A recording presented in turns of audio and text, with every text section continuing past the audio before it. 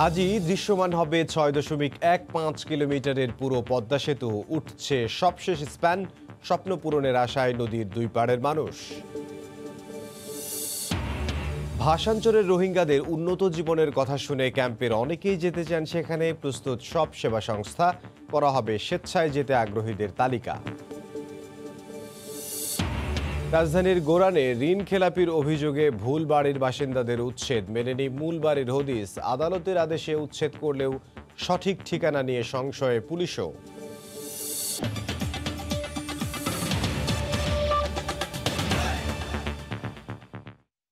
ভোরের সময় সঙ্গে আছে আমি ইমদাদুল হক।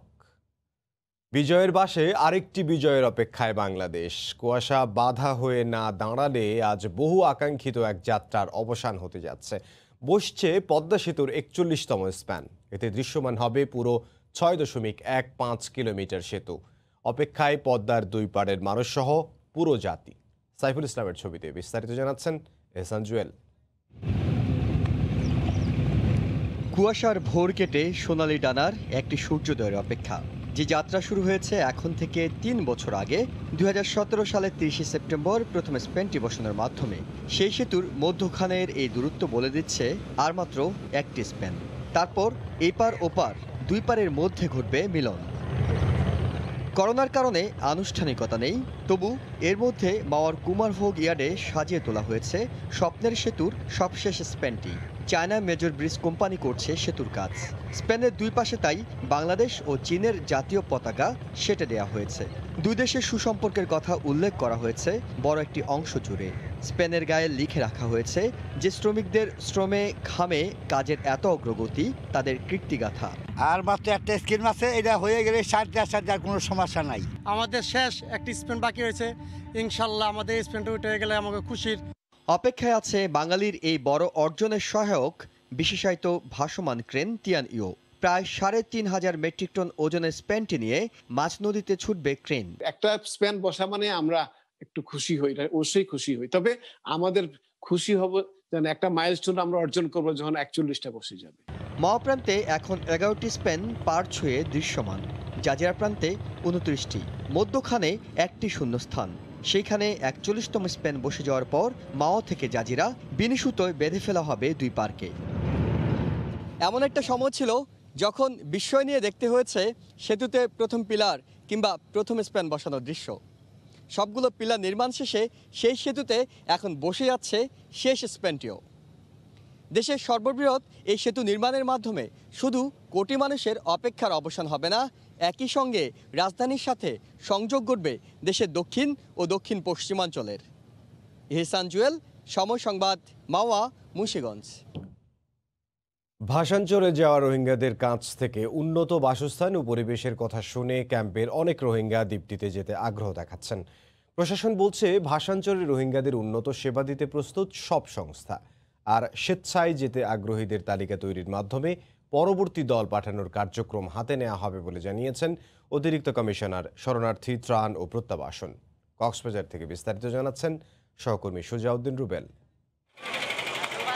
কক্সবাজারের উখিয়া ও টেকনাফের ৭,০০০ একরের বেশি বনভূমি উজাড় করে বসবাস করছে মিয়ানমারের ১১ লাখের বেশি রোহিঙ্গা নাগরিক। নিজ দেশে প্রত্যাবাসন না হওয়ায় ৩ বছরের বেশি সময় ধরে ৩৪টি আশ্রয় শিবিরে গিঞ্জি পরিবেশে অবস্থান করছে এসব রোহিঙ্গা, যে কারণে এই দুই উপজেলায় সামাজিক, অর্থনৈতিক ও পরিবেশের উপর চাপ পড়ে।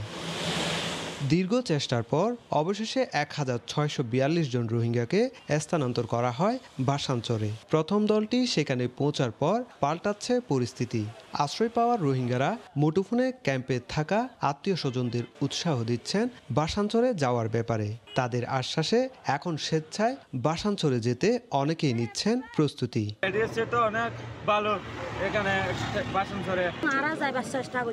রাশন দিব বলে ভাষাঞ্চলে বহু এনজিও রোহিঙ্গাদের সব ধরনের সেবা দিতে প্রস্তুত এবং যাচ্ছে। এটি ভালো পরিবেশ তৈরি হয়েছে বলে জানালেন জেলা প্রশাসক। লোকাল এনজিওগুলো তারা কিন্তু ওখানে এখন সার্ভিস দিতে প্রস্তুত আছে এবং অনেকেই যাচ্ছে। সুতরাং একটা পজিটিভ এনভায়রনমেন্ট সেটা কিন্তু তৈরি হয়েছে যে ওখানে যাওয়াটা উচিত এবং সেই লক্ষ্যেই কিন্তু সরকার কাজ করছে এবং সেটাই হচ্ছে। অতিরিক্ত কমিশনার শরণার্থী ত্রাণ ও প্রত্যাবাসন জানালেন, স্বেচ্ছায় যেতে আগ্রহীদের তালিকা তৈরির মাধ্যমে ভাষাঞ্চলে পরবর্তী দল পাঠানোর কার্যক্রম নেওয়া হবে। স্বেচ্ছায় যাওয়ার জন্য সম্মতি প্রদান করবে, তাদের তালিকা তালিকা করার পর আমরা পরবর্তী দল পাঠানোর প্রয়োজনীয় কার্যক্রম হাতে নেব। নোয়াখালীর ভাষাঞ্চলে 1 লাখ রোহিঙ্গাকে স্থানান্তরের জন্য গত 2 বছর ধরে কাজ করছে নৌবাহিনী। সুজাউদ্দিন রুবেল, সময় সংবাদ, কক্সবাজার। এদিকে রাজধানীর মৃত প্রায় খাল পরিদর্শনে গিয়ে দক্ষিণ সিটি কর্পোরেশনের মেয়র শেখ ফজলে নূর তাপস বলেছেন, যত বাধা আসুক রাস্তা ও খাল উদ্ধারে উচ্ছেদ অভিযান চলবে। বুড়িগঙ্গা চ্যানেলে উচ্ছেদ ও সীমানা নির্ধারণের পর হাতির ঝিলের আদরে দৃষ্টিনন্দন স্থাপনা গড়ে তোলা হবে বলেও জানান মেয়র।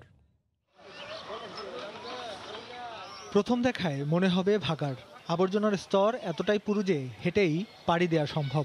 এমনই দশা কাগজে কলমে রাজধানীর হাজারীবাগের কালুনগর খালের। একই হাল খিলগাঁও নন্দীপাড়া খালেরও। এই যে দেখেন ময়লা আবর্জনা, যে এটা কিন্তু পুরাটাই খালের জায়গা। মাছও আমরা ধরতাম এখানে। আর বর্ষা মৌসুমে এখান দিয়ে আপনার ট্রলার যাইতো, নৌকা চলতো। খাল দখল করে গড়ে উঠেছে বহুতল ভবন, শুরু হতে হতে বিলীনের পথে জলধারা। স্থানীয়দের অভিযোগ, কেবল মেয়র আসলেই পরিচ্ছন্নতার কাজ হয় অল্প সময়ের জন্য। খাল পরিষ্কার করতেছে সপ্তাহ 10 দিন ধরে, নমস্কার ভাই খাল দেখবো তাই জন্যে, আর না হইলে আর আসার কোনো ই নেই। বিশাল মানুষরা আটকে রাস্তা নিয়ে বাড়িঘর করে দুনিয়াদারি, মানে পানি যাওয়ার মতো কোনো স্কেপ নেই। বুধবার নন্দীপাড়া ও হাজারীবাগ পরিদর্শনে যেয়ে ঢাকা দক্ষিণ সিটি কর্পোরেশনের মেয়র শেখ ফজলে নূর তাপস আবারও কর্মকর্তাদের খাল দখলমুক্ত ও পরিষ্কার করতে নানা দিক নির্দেশনা দেন। এ সময় তিনি বলেন, অবৈধ স্থাপনা চিহ্নিত করে খালগুলোতে উচ্ছেদ অভিযান চালানো হবে। পাশাপাশি আদি বুড়িগঙ্গা উচ্ছেদ করে হাতির ঝিলের আদলে দৃষ্টিনন্দন স্থাপনা গড়ে তোলারও আশ্বাস দেন তিনি। আমরা প্রাথমিক পর্যায়ে পরিষ্কার করা সহ আমরা সীমানা নির্ধারণ করব, সীমানা নির্ধারণ করে অবৈধ দখলমুক্ত করব।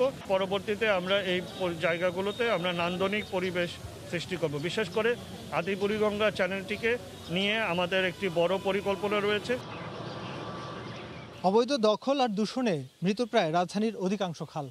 নগরের বাসিন্দারা বলছেন, এসব খাল অবৈধ দখলমুক্ত করে পানি প্রবাহ বাড়ানো না গেলে ভবিষ্যতে জলাবদ্ধতা যেমন বাড়বে, তেমনি তৈরি হবে নানা ধরনের জটিলতা। সেই সাথে রুগ্নদশা হবে পুরো নগরীর। এহসানুল হক শাওন, সময় সংবাদ, ঢাকা। রাজধানীর দক্ষিণ গোড়ানে ব্যাংকে ঋণ খেলাপির অভিযোগে ভুল বাড়ির বাসিন্দাদের উচ্ছেদ করেছে পুলিশ। তবে যে বাড়ির দলিল দেখিয়ে অগ্রণী ব্যাংকে ঋণ নেওয়া হয়েছে সেই বাড়িটির হদিস পায়নি এলাকাবাসী। এদিকে কোর্টের আদেশে পুলিশ ফোর্স পাঠালেও ভুল বাড়ির মালিকের বাসায় উচ্ছেদ নিয়ে কিছুই জানে না খিলগাঁও থানা পুলিশ। উচ্ছেদকৃত বাড়ির দলিলে মালিক আবু বকর সিদ্দিকের বাবার নাম আবুল হোসেন মৃধা লেখা রয়েছে, কিন্তু উচ্ছেদের নির্দেশ জারি হওয়া বাড়ির দলিলে মালিকের নাম আবু বকর সিদ্দিকী ওরফে সিদ্দিকুর রহমান আর বাবার নাম আব্দুর রহমান হাওলাদার। এছাড়া খতিয়ানেও পাওয়া যায়নি কোনো মিল। ওনরা একটা নিয়ে আইছে, দলিল নিয়ে আইছে, এর সাথে আমার দলিলের কোনো মিল নাই। হ্যাঁ, আর আমি কোনো লোন লইও নাই, কখনো কেউ গ্যারান্টারও হই নাই। ভদ্রলোকের বাবার নামের সাথে আপনাদের এটা মিলে না, তাদের খতিয়ানের সাথে আপনাদের এটা মিলে না, তারপরেও তারা কোনো কথা শুনে নেই। এদিকে হঠাৎ অভিযানে বিনা নোটিশে 8 পরিবারকে জোর করে বাড়ি থেকে নামিয়ে দেয় হতবাক ভুক্তভোগী সহ এলাকাবাসীও। প্রত্যক্ষদর্শীরা জানান, পুলিশের সঙ্গে মাথায় লাল কাপড় পরা প্রায় 50 জন শ্রমিকও ছিলেন। দরজা ধাক্কা দিয়া পুলিশ বলতেছে যে আপনারা এখান থেকে জোর করে নিচে ফালাই দিব, তারপরে এই বিল্ডিং খালি করব। তাদেরকে বলছে আমাদের একটু সময় দেন, আমরা চলে যাচ্ছি, আমরা যেহেতু ভাড়াটে আমাদের থাকার রাইট নাই। কোনো সময় দিলেন না, বললেন আপনারা বের করে দেবেন, তাহলে আপনারা আইন অমান্যের করে কাজ করছে। ইচ্ছে মতো মাল জিনিস ভাইঙ্গা, ইলেকট্রিক্যাল জিনিস ছুটে, এসি পর্যন্ত এগুলো ইচ্ছেমিত, মানে সন্ত্রাসী যে আক্রমণ সেইটা এখানে পুরোপুরি দেখা গেছে। এ বিষয়ে খিলগাঁও থানার ওসি মুঠোফোনে জানান, কোর্টের নির্দেশ থাকায় ফোর্স পাঠানো হয়েছে। কোর্টের আদেশ হয়েছে যে জায়গাটা অপসারণ হবে, উচ্ছেদ হবে, লোকজন ঝামেলা থাকতে পারে দাগ নিয়ে, এটা তো কোর্টের ব্যাপার, এটা তো আমাদের কোনো ইন্টারেস্ট নেই। তা আমরা পুলিশ ফোর্স দিছি, আমার কমিশনার স্যার দিছি যে ওখানে যেন আইন শৃঙ্খলা অবনতি না হয়। এ ঘটনার সুষ্ঠু তদন্ত করে বাড়ির প্রকৃত মালিককে খুঁজে বের করার পাশাপাশি উচ্ছেদের ঘটনার শাস্তি দাবি করেছেন বাড়ির মালিক, ভাড়াটিয়া এবং এলাকাবাসী। মুজাহিদ শুভ, সময় সংবাদ, ঢাকা। তুরাগ ও বুড়িগঙ্গা নদী দখল করে গড়ে ওঠা মাইশা পাওয়ার প্ল্যান্ট ও আরিশা ইকোনমিক জোন রক্ষায় একের পর এক মামলার কৌশল বেছে নিয়েছেন এমপি আসলাম। গতকাল এ সংক্রান্ত আরেকটি রিট খারিজ হওয়ার পর অবৈধ এ দুটি স্থাপনায় উচ্ছেদে বাধা নেই বলে জানায় নদী রক্ষা কমিশনের আইনজীবী। অন্যদিকে আসলামের আইনজীবী জানান, আইনি পথে হাঁটা বন্ধ করবেন না তারা। উচ্চ আদালত বলেছেন, ফ্রি স্টাইলে নদী দখল করতে দেয়া যাবে না। তুরাগ ও বুড়িগঙ্গা দখল করে গড়ে তোলা মাইশা পাওয়ার প্ল্যান্ট ও আরিশা ইকোনমিক জোনের অবৈধ অংশ দখলমুক্ত করতে গিয়ে বারবার এমপি আসলামের বাধার মুখে পড়ে বিআইডব্লিউটিএ। যৌথ জরিপের ধোঁয়া তুলে উচ্ছেদ বন্ধের দাবি জানান তিনি। হাইকোর্টে দৌড়ান এমপি আসলাম, বন্ধ হয়ে যায় উচ্ছেদ কার্যক্রম। আসলামের দাবি মেনে ৮টি সংস্থা করেন যৌথ জরিপ। জরিপে দেখা যায়, দুটি স্থাপনার জন্য নদীর জমি দখল হয়েছে ৫৪ একর। সুপারিশ করা হয় দখলমুক্ত করে নদীর জায়গা নদীকে ফিরিয়ে দেয়ার। উচ্ছেদ বন্ধে এর আগে কয়েকবার রিট করেও সুবিধা করতে পারেননি এমপি আসলাম। উচ্ছেদের জন্য চান ক্ষতিপূরণ। বুধবার এ রিটটিও খারিজ হয়ে যায় উচ্চ আদালতে। ভবিষ্যতে এই ধরনের কোনো স্থাপনা উচ্ছেদে করতে কোনো বাধার সৃষ্টি হবে না এবং কর্তৃপক্ষ যারা আছেন বিআইডব্লিউটি অন্যান্যরা অতি দ্রুত এই আদালতের রায়ের প্রেক্ষিতে অবৈধ স্থাপনা উচ্ছেদের সেই কার্যক্রম তারা দ্রুত শুরু করবেন। এদিন শুনানিতে উচ্চ আদালত বলেন, ফ্রি স্টাইলে নদীর জমি দখল হতে দেয়া যাবে না। তারপরও হার মানতে নারাজ এমপি আসলাম। তার আইনজীবী জানান, আবারও আইনি লড়াইয়ে যাবেন তারা।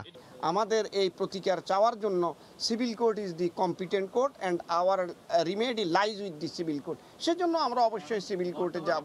বিআইডব্লিউটি উচ্ছেদের জন্য যেতে পারবে না, এই জন্য যে আমাদের তো রিমেডি একটা, আমাদের সিটিজেন হিসেবে আমাদের একটা রাষ্ট্রের আইনের অধীনে আমাদের প্রটেকশন পাওয়ার অধিকার আছে। উচ্ছেদ ঠেকাতে এর আগে 4টি রিট করেছিলেন এই সংসদ সদস্য।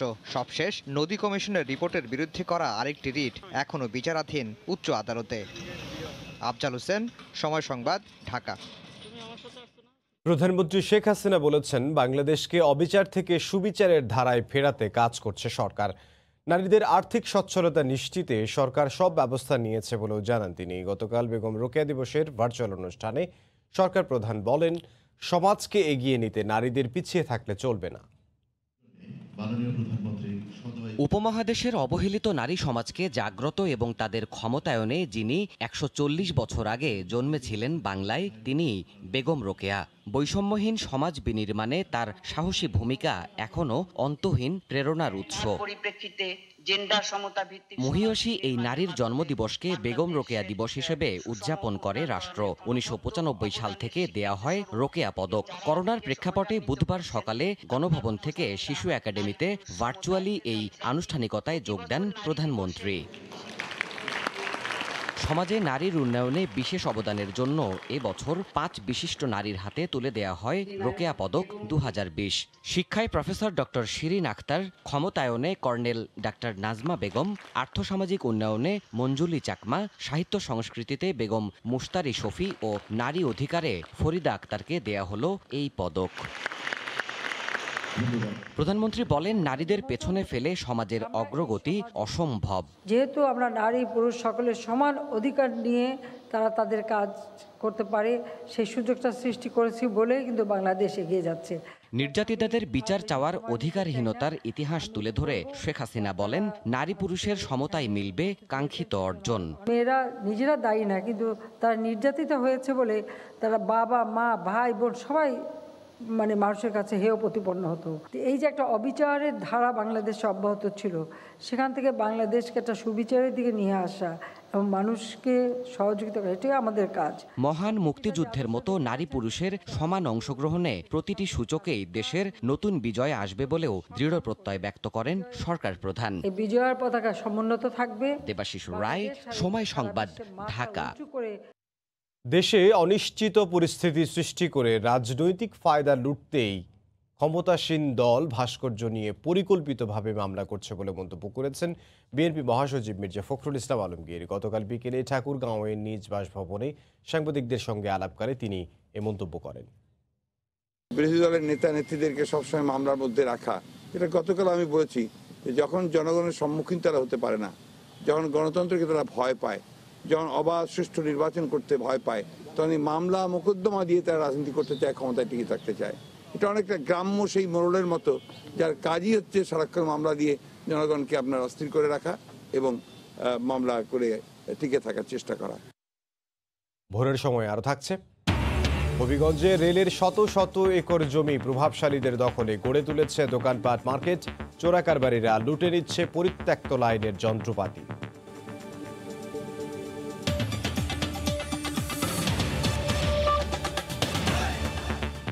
হবিগঞ্জে রেলের শত শত একর ভূমি অবৈধভাবে দখল করেছে স্থানীয় প্রভাবশালীরা। গড়ে তোলা হয়েছে দোকানপাট, মার্কেট। এদিকে পরিত্যক্ত রেল লাইনের কোটি কোটি টাকার যন্ত্রপাতি লুট করে নিচ্ছে চোরাকারবারীরা। রেল কর্তৃপক্ষ বলছে এসব বন্ধে ব্যবস্থা নেওয়া হচ্ছে। আর জেলা প্রশাসক জানান এ পর্যন্ত শত কোটি টাকার জমি দখলমুক্ত করা হয়েছে। রাশেদ আহমদ খানের তথ্য, ছবি নিয়ে রিপোর্ট। ব্রিটিশ আমলে নির্মাণ করা হয় হবিগঞ্জ বল্লা রেল সড়ক। সীমান্ত এলাকার মানুষের যোগাযোগের প্রধান মাধ্যম ছিল এই ট্রেন, কিন্তু 2003 সালে এই পথে ট্রেন চলাচল বন্ধ করে দেয় রেল কর্তৃপক্ষ। এতে পরিত্যক্ত ও অরক্ষিত হয়ে পড়ে রেলপথটি। এরপর থেকে কোটি কোটি টাকার রেল সম্পদ লুটপাট হতে থাকে। মূল্যবান যন্ত্রপাতি সহ 7টি স্টেশন ঘরের আসবাবপত্র লুট হয়ে গেছে। চলছে রেলপথের জমি ও বিভিন্ন স্থাপনা দখল। এরই মধ্যে লাইনের স্লিপার সহ মূল্যবান মালামাল চলে গেছে চোরাকারবারীদের ঘরে। অথচ এসব বন্ধে রেল কর্তৃপক্ষের নেই কোনো নজরদারি। জিনিসগুলা অবৈধভাবে পড়ে রয়েছে, আর যায় যেমনি পারে নিয়ে গেছে। রেলের কর্তৃপক্ষ যারা অফিসারগুলো আছে তারা কইয়া কোনো আমি 5 বছর ধরে থাকতেছি, খাইলে জায়গা পড়ে রয়েছে। এর লেগে বাজারে দোকানদারি করে রেল আসলে স্বেচ্ছা চলে যাব। কয়েক হাজার অবৈধ স্থাপনা এগুলা উচ্ছেদ করে আমাদের রেল আবার পুনরায় চালু করতে আমাদের দাবি। উচ্ছেদ অভিযান চলমান আছে। চোরাকারবারীদের বিরুদ্ধেও ব্যবস্থা নেওয়া হবে বলে জানান এই কর্মকর্তা। স্টেশন এরিয়ার মধ্যে বর্তমানে কোনো অবৈধ স্থাপনা নাই, এবং যা আছে 2-1টা যদিও থাকে এটা ঊর্ধ্বতন কর্তৃপক্ষের নজরে আছে। শত কোটি টাকার জমি দখলমুক্ত করা হয়েছে, বাকিদেরও উচ্ছেদ করা হবে বলে জানান জেলা প্রশাসনের শীর্ষ এই কর্মকর্তা। যেখানে যেখানে অবৈধ দখল আছে সেখানে জেলা প্রশাসন বাংলাদেশ রেলওয়েকে নিয়ে উচ্ছেদ কার্যক্রম চালানোর জন্য বদ্ধপরিকর। কোনো অবস্থাতেই কোনো সরকারি জায়গায় অবৈধভাবে স্থাপনা তৈরি করতে দেওয়া হবে না। হবিগঞ্জ সদর থেকে বল্লা পর্যন্ত 45 কিলোমিটার রেল লাইন স্থাপিত হয় 1928 সালে। সময় সংবাদ, হবিগঞ্জ। ব্যাপক সম্ভাবনা থাকার পরও শুধু অবকাঠামোগত দুর্বলতায় প্রত্যাশিত আধুনিক স্থলবন্দর হতে পারছে না হিলি। ভাঙাচোরা রাস্তাঘাটেই আটকে যাচ্ছে আমদানি রপ্তানি বাণিজ্যের সম্প্রসারণ। এতে ব্যবসায়ীরা যেমন আর্থিক ক্ষতির মুখে পড়ছেন, তেমনি সরকারও হারাচ্ছে রাজস্ব। শফিকুল ইসলাম শফিকের পাঠানো তথ্য, ছবিতে রিপোর্ট। বেনাপোলের পরেই পেঁয়াজ আমদানির কারণে গুরুত্বপূর্ণ হয়ে উঠছে হিলি স্থলবন্দর। ভারত থেকে পণ্য আমদানি আর রফতানিকে কেন্দ্র করে এখানে গড়ে উঠেছে বিশাল পাইকারি বাজার। পণ্য আমদানির পর এখান থেকে খুব সহজেই চলে যায় দেশের বিভিন্ন স্থানে। দূরত্ব কম হওয়ায় খরচও কম, তাই আমদানিকারকরাও এই বন্দর দিয়ে পণ্য আনা নেয়ায় দেখান বাড়তি আগ্রহ। কিন্তু একমুখী রাস্তার কারণে বন্দরে যে পথ দিয়ে পণ্য আসে সেই একই পথ দিয়েই ট্রাকগুলোকে ফিরতে হয় ভারতে। ফলে প্রতিনিয়তই বাধার মুখে পড়ছে পণ্য পরিবহন। এতে চাহিদা মতো পণ্য আমদানির সুযোগ পাচ্ছেন না আমদানিকারকরা। একই সংকট পণ্য রফতানিতেও।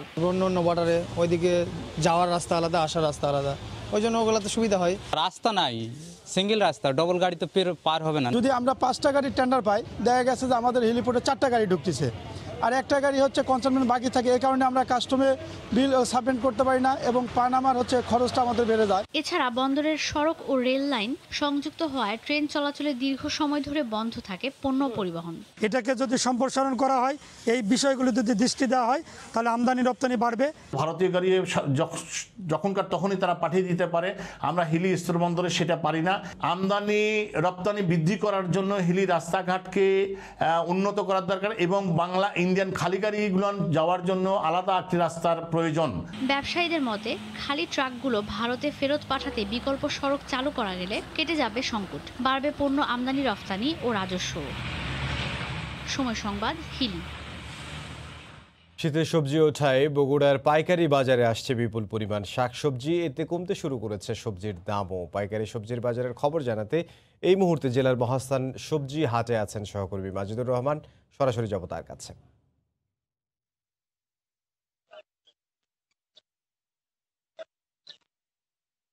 হ্যাঁ, এমদাদ জানেন যে গত কয়েকদিন ধরে বগুড়া সহ এই উত্তর অঞ্চলে কিন্তু প্রচুর পরিমাণে কুয়াশা পড়েছে এবং শীতের তীব্রতা বেড়েছে। আর এই শীতের তীব্রতার মধ্যে কিন্তু সকাল থেকে বগুড়ার হাট বাজারগুলোতে, বিশেষ করে মহাস্থান যে হাটে আমি রয়েছি, সেই হাটে কিন্তু প্রচুর পরিমাণে সবজি এখানে আসতে শুরু করেছে। বিশেষ করে বাঁধাকপি, ফুলকপি, মূলা সহ যে শীতের সবজিগুলো রয়েছে, সেই শীতের সবজিগুলো কিন্তু এখানে প্রচুর পরিমাণে দেখা যাচ্ছে। এখন যে আপনারা এখানে যে হাটে যে দেখা যাচ্ছে, সেটি হলো প্রচুর পরিমাণে এখানে ফুলকপি এসেছে এবং এই যে শীতের সবজিগুলো রয়েছে, সেই শীতের সবজিগুলো দামও কিন্তু কমেছে, আগের চেয়ে অনেক অনেক পরিমাণে কমে গেছে। অর্থাৎ এখানে যদি আজকে বাজারটার কথা বলতে চাই, যে পরিমাণ যে শীতের সবজি রয়েছে, সেই শীতের সবজির কথা যদি বলতে চাই, সেটি হলো কপি 8 থেকে 10 টাকা কেজি দরে বিক্রি হচ্ছে। আপনার ফুলকপি, তারপরে বাঁধাকপি রয়েছে, সেটা হলো প্রতি পিস 10 থেকে 15 টাকা। তাছাড়া মূলা 2 থেকে 3 টাকা। আর বেগুন, করলা সহ সবগুলো যে সবজি রয়েছে, সেই সবজিগুলোতে 30 থেকে 20 থেকে 30 টাকার মধ্যে কিন্তু রয়েছে। অর্থাৎ আগে যে সবজিগুলো যে প্রতি কেজি যে দামটি ছিল 50 এবং 40-এর উপর, সেই সবজিগুলো কিন্তু এখন সবগুলোই 20 টাকার নিচে নেমে এসেছে। বিশেষ করে ফুলকপি, বাঁধাকপি সহ মূলা, এই শীতের সবজি যেটাকে বলা হয়, সেই শীতের সবজি কিন্তু আগের তুলনায় কিন্তু অনেকাংশে কমে গেছে। আর এই কমে যাওয়ার কারণে কৃষকরা যেটা তারা প্রথম দিকে যে লাভের মুখ দেখেছিল, সেই লাভের মুখটা কিন্তু তারা এখন আর দেখতে পাচ্ছে না। অর্থাৎ তাদের যে খরচগুলো রয়েছে, আনা তোলা, লেবার খরচ, প্রত্যেকটা খরচ দিয়ে, ভ্যান ভাড়া, প্রত্যেকটা খরচ দিয়ে কিন্তু তাদের সামান্য লাভই এখানে থাকছে। এছাড়া তারা যেটা বলছে যে প্রথম দিকে যে 4 দফা বন্যার পরে প্রথম দিকে যে সবজিগুলো উঠেছিল, সেই সবজিগুলোতে তারা কিন্তু বেশ ভালো পরিমাণ লাভ পেয়েছিল। অর্থাৎ তখন তারা 50 থেকে 50-এর উপর প্রত্যেকটা সবজি তারা বিক্রি করতে পেরেছিল। এখন সেই সবজিটা কিন্তু অনেক কমে তারা বিক্রি করতে হচ্ছে। সেক্ষেত্রে তারা কিন্তু একটু লোকসানের দিকে যাচ্ছে। তারা বলছে যে আমাদের লাভ হচ্ছে না, কিন্তু আগের যে পরিমাণ লাভটা ছিল, সেই লাভটা তারা কিন্তু কমে আসছে। আর এখানকার যে সবজিগুলো, সেই সবজিগুলো কিন্তু দেশের বিভিন্ন স্থানে, বিশেষ করে ঢাকা, কুমিল্লা, ফেনী, চট্টগ্রাম সহ যে আপনার পূর্বাঞ্চল, দক্ষিণাঞ্চল, প্রত্যেকটা জেলাতে কিন্তু এই সবজিগুলো যেয়ে থাকে এবং প্রতিটি ট্রাকে ট্রাকে সবজি এখান থেকে যায়। প্রত্যেক দিনই এখানে প্রায় 70 থেকে 80 ট্রাক সবজি এখানে হাটে সরবরাহ হয় এবং এই হাট থেকে কিন্তু এই সবজিগুলো বিভিন্ন স্থানে চলে যায়। এখানে পাইকাররা যেটা বলছেন, সেটা হলো যে সবজিগুলো এখান থেকে তারা কিনছেন, সেই সবজিগুলো তারা মোকামে যায় কিন্তু তারা সামান্য লাভ করেন। তারা যেটা বলছেন সেটি হলো যে সবজির যে সবচেয়ে বেশি যে খরচটা, সেটা হলো পরিবহন খরচই তাদের বেশি চলে যায়। তাছাড়া লেবার খরচ তাদের আছে, প্রচুর পরিমাণ লেবার খরচ চলে যায়। এইগুলো মিলে তারা যেটা বলছেন, তাদেরও লাভ যে খুব বেশি টিকে, সেটা সেই পরিমাণে লাভ টিকে না। আর আরেকটা অভিযোগ তারা বারবারই এখানে বলে থাকেন যে হাটের ব্যবস্থাপনা, সে হাটের ব্যবস্থাপনাও কিন্তু এখানে যতটা ভালো থাকার কথা, সে হাটের ব্যবস্থাপনা কিন্তু ততটা ভালো এখানে নাই। তাদের যে সুবিধাগুলো, এখানে পাইকারদের যে সুবিধাগুলো, বিশেষ করে পানি, টয়লেট সহ যে সুবিধাগুলো থাকার কথা হাটে, সেই হাটে কিন্তু সেই সুবিধাগুলো এখানে তারা পান না বলেও আমাদের কাছে প্রায় তারা অভিযোগ করেন। এখন যে আমরা দেখতে পাচ্ছি যে নতুন যে আলু, সেই আলু কিন্তু এখানে উঠতে শুরু করেছে। এই আলুগুলো এখানে বিক্রি হচ্ছে 50 টাকা থেকে 60 টাকা কেজি দরে। এই আলুগুলো আগাম জাতের আলু, সেই আলুগুলো বিক্রি হচ্ছে 50 থেকে 60 টাকা কেজি দরে। আর পেঁয়াজ, এখানে পেঁয়াজও আসছে, সেই পেঁয়াজগুলো কিন্তু বিক্রি হচ্ছে 30 থেকে 35 টাকা কেজি দরে কিন্তু পেঁয়াজের কেজি চলে আসছে। সেটি হলো পাতা পেঁয়াজ, এখানে 30 থেকে 35 টাকা কেজি দরে বিক্রি হচ্ছে। আর আলুর দামটা এখানে কিন্তু এখনো কমে নাই। নতুন আলু উঠলেও কিন্তু আলুর দামটা, পুরাতন আলুর দামটা কিন্তু আগের মতনই রয়েছে। অর্থাৎ 40 টাকা 35 টাকা কেজি দরে কিন্তু পুরাতন আলু বিক্রি হচ্ছে। এখন যে আলুটা আমরা এখানে দেখতে পাচ্ছি, সেই আলুটা নতুন জাতের আলু। সেই আলুটা এখন এখান থেকে কিনে তারা বিভিন্ন স্থানে তারা এখানে বিক্রি করছেন। আর এখানে এখন যে পেঁয়াজের যে পাতা, সে পাতাটাও কিন্তু এখানে আসছে, যেটাকে এখানে পেঁয়াজের ফুল বলা হয়, সে ফুলটা তারা অন্য জায়গায় তারা বিক্রি করে এবং এখানে 2-3 টাকা কেজি ধরে এই ফুলগুলো কিন্তু পাইকাররা কিন্তু কিনতে পাচ্ছেন এবং তারা কিন্তু এই জিনিসগুলো কিনে বিভিন্ন স্থানে তারা কিন্তু বিক্রি করবে। আর এখানে যে জিনিসটা এখানে যে লক্ষ্য করা যাচ্ছে যে যে হাটের যে প্রত্যেকদিন যে হাটের যে পরিমাণ সবজি উঠে সেই পরিমাণ সবজির যে এখন যে সবজিগুলো উঠছে সেই সবজি অনেক বেশি পরিমাণ সবজি উঠছে, অর্থাৎ হাটের সীমানা পেরিয়ে কিন্তু রাস্তার ধারেও কিন্তু এই সবজিগুলো তারা এখানে জড়ো করছে, অর্থাৎ স্টোর করছে এবং সেখান থেকে তারা বিভিন্ন স্থানে নিয়ে যাচ্ছে এবং এই সবজিগুলো একই সঙ্গে বিভিন্ন জেলা থেকেও কিন্তু এই সবজিগুলো এখানে আসছে। এই হাটে যে সবজিগুলো আসছে বিভিন্ন উপজেলা থেকে সবজিগুলো আসে আর এই সবজিগুলো বিভিন্ন স্থানে যায়। তো আমার কাছে এই দাম যে সবজির মূল্য সেই সবজি মূল্য এবং সরবরাহের সর্বশেষ এমদাদ। বগুড়া থেকে যোগ দিয়েছিলেন সহকর্মী মাজিদুর রহমান। তিনি জানাচ্ছিলেন নানা জাতের যে সবজি পাইকারি বাজারে এসেছে তারই দরদাম নিয়ে আমাদেরকে সরাসরি তিনি জানাচ্ছিলেন। পাবনার হাট বাজারগুলিতে উঠতে শুরু করেছে আগাম জাতের মুড়ি কাটা পেঁয়াজ। এতে প্রভাব পড়তে শুরু করেছে বাজারে। প্রতিমণ পেঁয়াজ বিক্রি হচ্ছে 1200 টাকা থেকে 1500 টাকায়। তবে এবার উৎপাদন খরচ বেশি হওয়ায় লোকসানের আশঙ্কা চাষিদের। তবে কৃষি বিভাগ বলছে চাহিদা ভালো থাকায় লোকসান হবে না। পাবনা প্রতিনিধি এস এ আসাদের পাঠানো তথ্য ও ছবি নিয়ে রিপোর্ট।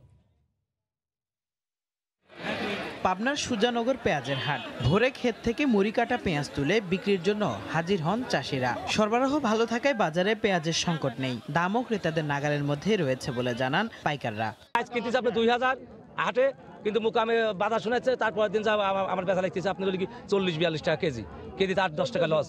মাল কিনে নেই 2000, 1800-1700, 2 কেজি বস্তা কমে যা। সুজানগর হাটে পাইকারি দরে প্রতিমণ নতুন পেঁয়াজ বিক্রি হচ্ছে 1200 থেকে 1500 টাকায়। খুচরা বাজারে প্রতি কেজি 50 থেকে 60 টাকায়। তবে বেশি দামে কেনা বীজ ও বিরূপ আবহাওয়ার কারণে উৎপাদন খরচ বেশি হয়েছে, তাই লোকসানের আশঙ্কা চাষিদের। বীজটা বেশি দামে কেনার কারণে এবার বারবার বন্যা এবং অনাবৃষ্টির কারণে আমাদের পেঁয়াজের ফলন হয় নাই। হারে পিঁচ জন্মেছে, এটা তো খরচের টাকা উঠবে না। 1300 টাকা করে বিক্রি করলে তাও মনে করেন বিঘা বই 20,000 টাকা লস হবে আমাদের। গত মৌসুমে ভারত পেঁয়াজ রপ্তানি বন্ধ করায় চাষিরা ভালো দাম পেয়েছেন। এবার চাহিদা ভালো থাকায় লোকসান হবে না বলে মনে করেন কৃষি কর্মকর্তা। আগামীতে পেঁয়াজের কোনো সমস্যা হবে না। পেঁয়াজের জন্য সুষম সার প্রয়োগ করা এবং চাষিদের প্রশিক্ষণ দেওয়া থেকে শুরু করে যা যা প্রয়োজনীয়তা আছে আমরা সকল ব্যবস্থা গ্রহণ করেছি। চলতি বছর পাবনায় 9000 হেক্টর জমিতে আগাম জাতের মুড়ি কাটা পেঁয়াজ চাষের লক্ষ্যমাত্রা নির্ধারণ করেছে কৃষি বিভাগ। সময় সংবাদ, পাবনা। ভোর থেকে ক্রেতা বিক্রেতার হাঁক ডাকে মুখর থাকে পটুয়াখালী শহরের নিউ মার্কেট পাইকারি মাছের আড়ত। সরবরাহ বাড়াই এ বাজারে সামুদ্রিক ও দেশীয় সব ধরনের মাছের দাম কমেছে। এই মুহূর্তে সেখানে আছেন সহকর্মী মনির হোসেন বাদল। সরাসরি যাব তার কাছে। ধন্যবাদ ইমদাদ। পটুয়াখালী নিউ মার্কেটে জেলার সবচেয়ে বড় মাছের আড়ত। এই আড়তে জেলার বিভিন্ন উপজেলা থেকে মাছ সরবরাহ থাকে। দাম তুলনামূলকভাবে একটু কম এখানে মাছের। তবে বর্তমানে যে মাছ পড়তেছে এই মাছ সরবরাহ বেশি থাকায় দামটা সাধারণ মানুষের হাতের নাগালে। পটুয়াখালী জেলা একটি নদীমাতৃক জেলা, আপনি জানেন। এখানে বেশিরভাগ মাছ সমুদ্র এবং নদীর মাছ। তবে বিভিন্ন উপজেলা থেকে পাঙ্গাস, তেলাপিয়া মাছের চাষ হয়। সেই মাছের দাম অন্য মাছের চেয়ে অনেক কম। এদিকে কয়েকদিন যাবৎ দেশীয় অনেক মাছের সরবরাহ দেখা যাচ্ছে বাজারে, যার কারণে সাধারণ মানুষের হাতে লাগা রয়েছে দাম। পটুয়াখালী নিউ মার্কেটে মৎস্য আড়ত বড় বড় মাছের যেন মেলা বসছে। ইলিশ, পাঙ্গাস, আর বোয়ার বিভিন্ন মাছের আড়তগুলোতে সপ্তাহের ব্যবধানে মাছের দাম অনেক কেজিতে প্রতি 30 থেকে 100 টাকা পর্যন্ত কমে গেছে। তবে এখানে আপনি জানেন যে পটুয়াখালী পায়রা নদীর পারে যে মাছের সরবরাহ রয়েছে, পায়রা নদীর যে ইলিশ মাছ রয়েছে সেই ইলিশটা আসলে সুস্বাদু, যার কারণে এখানে ইলিশের কদরটা একটু বেশি রয়েছে। এদিকে সামুদ্রিক ইলিশের মাছেরও কদর রয়েছে। তবে আপনি জানেন পায়রা ইলিশের দাম একটু বেশি, আপনার 700 থেকে 1000 টাকা কেজিতে, এবং সামুদ্রিক ইলিশ 800 থেকে 900 টাকার ভিতরে 1 কেজি ওজনের মাছ পাওয়া যাচ্ছে। তবে আপনাকে আরেকটা জিনিস বলে রাখি যে পটুয়াখালী ঘন কুয়াশা কুয়াশা আর কনকনে শীত ভোরে জমজমাট থাকে এই আড়ত। তবে বড় বড় ইলিশের সাথে বোয়াল, আইড়, পাঙ্গাস, পায়রার ইলিশ সহ অনেক কিছু মাছ এখানে পড়ে। এছাড়া সমুদ্রের যে বিভিন্ন ধরনের মাছ রয়েছে এই মাছ সরবরাহ থাকে এখানে। আপনাকে আরেকটু বলে রাখি যে স্থানীয় বাজারগুলোতে খুচরা বিক্রেতার মাছ কিনে নিয়ে বিভিন্ন জেলার বিভিন্ন জায়গায় এখানে বিক্রি করে থাকে। আপনাকে মাছেরটা বলি, দামটা যদি একটু বলি, বড় ইলিশ 1000 থেকে 1100 টাকা বিক্রি হয়, মাঝার ইলিশ 600 থেকে 700 টাকা, ছোট ইলিশ যেটা ঝাটকা ইলিশ বলি সেটা 300 থেকে 400 টাকায় বিক্রি হচ্ছে।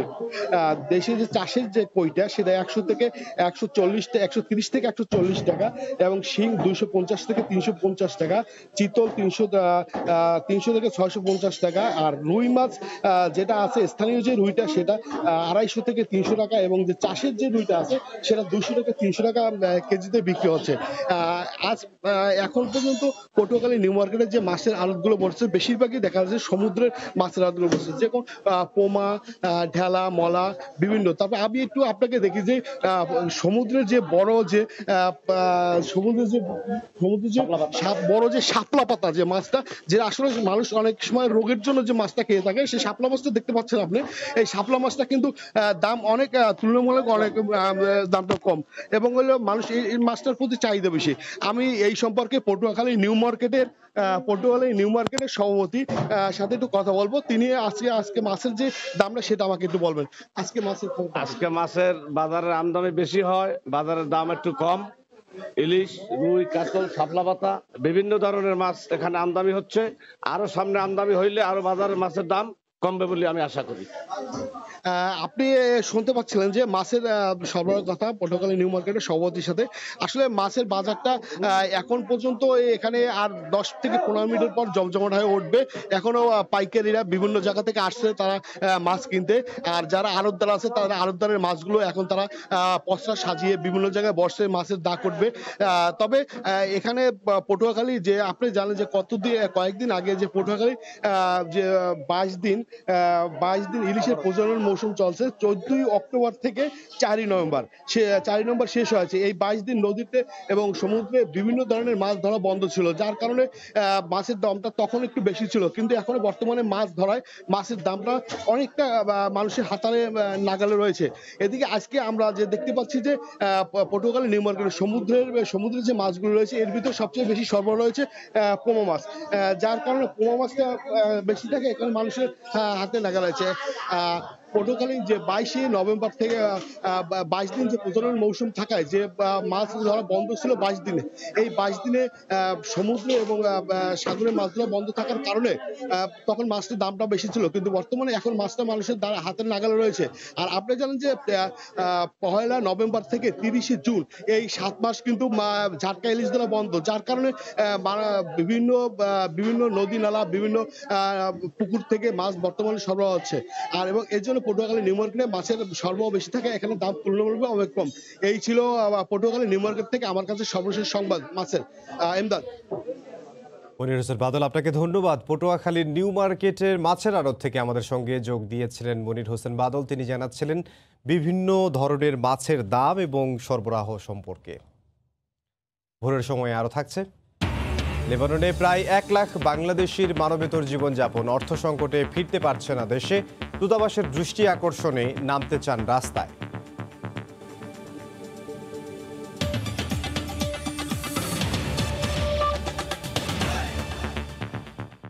শীত বাড়ার সঙ্গে সঙ্গে ভোরে চারদিক কুয়াশার চাদরে ঢেকে থাকায় হেডলাইট জ্বালিয়ে চলছে গাড়ি। কনকনে ঠান্ডা বাতাসে বেশি বিপাকে পড়তে হচ্ছে ছিন্নমূল মানুষকে। শীতের খবর জানাতে রাজশাহীতে আছেন সহকর্মী সাইফুর রহমান রকি।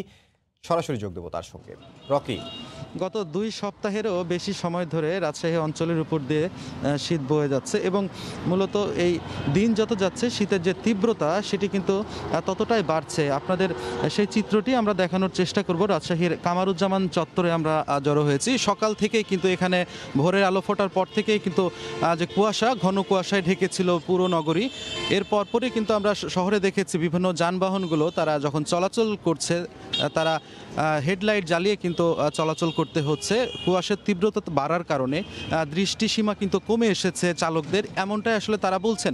পাশাপাশি আমরা যেটি কথা বলেছি এই অঞ্চলের ছিন্নমূল ও খেটে খাওয়া মানুষগুলোর সাথে, তারা যেটি বলছেন যে আসলে শীতের তীব্রতা যখন বাড়ে তখন তাদের যে কষ্ট দুর্ভোগ সেটি কিন্তু বেড়ে যায়। ঠিক এবার শীত পড়ার পরেও কিন্তু একই অবস্থা বিরাজ করছে। তাদের অনেকেই কিন্তু কর্মহীন হয়ে পড়েছে, কারণ সকালে অনেকেই কাজের জন্য বের হয়েও কিন্তু এই কাজ পাচ্ছে না। এই কারণে কিন্তু তাদের অনেকের আয় উপার্জন কমে যাওয়ায় তারা দুর্ভোগে পড়েছেন, এমনটাই আসলে তারা বলছেন।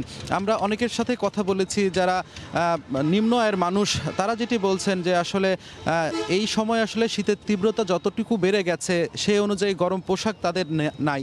সে কারণে কিন্তু সকালে কাজে বের হওয়ার ক্ষেত্রেও তাদের খুব বেশি ভোগান্তি পোহাতে হচ্ছে। যারাও সকালে বের হচ্ছেন আমরা দেখেছি তারা শীতের যে মোটা পোশাক আশাক সেগুলো কিন্তু পরে তারা বের হচ্ছেন এবং তারা চেষ্টা করছেন এই শীতটাকে নিবারণের। অনেকে কিন্তু ছিন্নমূল মানুষের অনেকেই কিন্তু খড়কুটো জ্বালিয়ে তারা কিন্তু শীত নিবারণের চেষ্টা করছেন।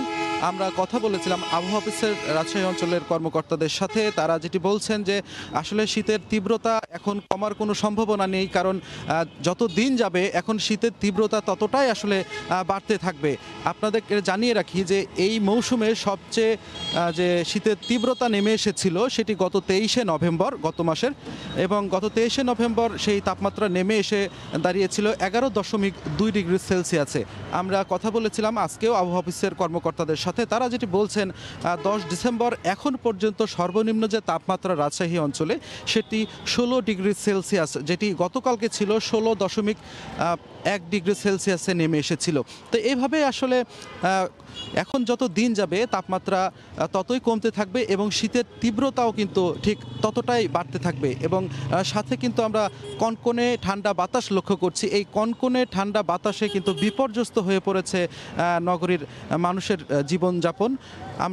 আমরা বলছিলাম অনেকের সাথেই কথা, সাধারণ মানুষ যেটি বলছেন যে তারা আসলে যখনই বের হচ্ছেন কাজের প্রয়োজনে তারা মোটা পোশাক আশাক পরেই কিন্তু বের হতে হচ্ছে, অন্যথায় কিন্তু তারা ঘর থেকে বের হতে পারছে না, কারণ শীতের তীব্রতা পড়েছে এবং শীতের তীব্রতা কিন্তু অনেকাংশে আস্তে আস্তে বাড়ছে। তো আমরা এই শীতের মধ্যে কিন্তু দেখেছিলাম মোড়ে মোড়ে অনেক জায়গায় যারা ভাপা পিঠা তৈরি করছেন এবং অনেকেই কিন্তু ভাপা পিঠার স্বাদ নিচ্ছেন এই শীতের আমেশে। সব মিলিয়ে আসলে যেটা বলা যায় আবহাওয়া অফিসের কর্মকর্তারা এখন যেটি বলছেন যে কুয়াশা আরও কয়েকদিন এই অঞ্চলের উপর দিয়ে থাকতে পারে। কুয়াশা যদি কেটে যায় সেক্ষেত্রে কিন্তু এই শীতের তীব্রতা আরও কিছুটা বাড়ার সম্ভাবনার কথা তারা বলছেন। আমরা কিন্তু জানিয়েছি গত 23শে নভেম্বর রাজশাহীতে এই মৌসুমের সর্বনিম্ন তাপমাত্রা ছিল, যেটি 11.2 ডিগ্রি সেলসিয়াস তাপমাত্রা ছিল। আপনারা দেখছেন যে এখানে যেসব যানবাহনগুলো এখনও আসছে আলো ফোটার পরেও কিন্তু তাদেরকে হেডলাইট জ্বালিয়েই যানবাহনগুলো চালাতে হচ্ছে। পাশাপাশি যে কুয়াশা কিছুটা কাটলেও এখন পর্যন্ত কিন্তু কুয়াশার আধিক্যটা এখন পর্যন্ত লক্ষ্য করা যাচ্ছে নগরীতে, এবং নগরীর বাইরে যদি বলতে যাই যে ফাঁকা অঞ্চল বা গ্রাম অঞ্চলের দিকে কিন্তু এই কুয়াশার মাত্রাটি আরও অনেক বেশি, এবং সেখানে খেটে খাওয়া মানুষগুলো আসলে তারা বিপাকে পড়েছেন, নিম্ন আয়ের মানুষগুলো আমরা বলতে চাই। পাশাপাশি আমরা রাজশাহী মহানগরীর ভদ্রা এলাকায় যে ছিন্নমূল মানুষেরা থাকে, বস্তিবাসী যেখানে থাকে, আসলে তাদের শীত নিবারণের ক্ষেত্রে আমরা দেখেছি যে তারা খড়কুটো জ্বালিয়ে এই শীত নিবারণের চেষ্টা চালিয়ে যাচ্ছেন। সব মিলিয়ে রাজশাহী অঞ্চলে শীতের তীব্রতা এখন অনেকটাই বাড়ছে, যত সময় যাচ্ছে এই তীব্রতা বাড়তেই থাকবে। এই ছিল আমার কাছে রাজশাহী থেকে শীতের তীব্রতা নিয়ে খবর। শীত পরিস্থিতির খবর আমাদেরকে জানাচ্ছিলেন রাজশাহী থেকে সাইফুর রহমান রকি। তিনি জানাচ্ছিলেন ছিন্নমূল মানুষের দুর্ভোগের খবর এবং যানবাহন যে হেডলাইট জ্বালিয়ে চলাচল করছে এবং ঝুঁকিপূর্ণভাবে চলাফেরা করছে সেই খবর আমাদেরকে তিনি সরাসরি জানাচ্ছিলেন। খাগড়াছড়িতে গেল 5 দিনে সদর হাসপাতালে নিউমোনিয়ায় মারা গেছে 4 শিশু, ভর্তি রয়েছে আরও 25। হাসপাতালের শিশু ওয়ার্ডে সেবা দিতে হিমশিম খাচ্ছেন চিকিৎসকরা। জিতেন বড়ুয়ার তথ্য ও ছবি নিয়ে রিপোর্ট। পার্বত্য জেলা খাগড়াছড়িতে ঠান্ডা বাড়ার সঙ্গে সঙ্গে শীতজনিত রোগের প্রকোপ দেখা দিয়েছে। এতে বেশি বিপাকে পড়তে হচ্ছে দুর্গম এলাকার মানুষদের। আক্রান্তদের মধ্যে শিশু ও বৃদ্ধের সংখ্যাই বেশি।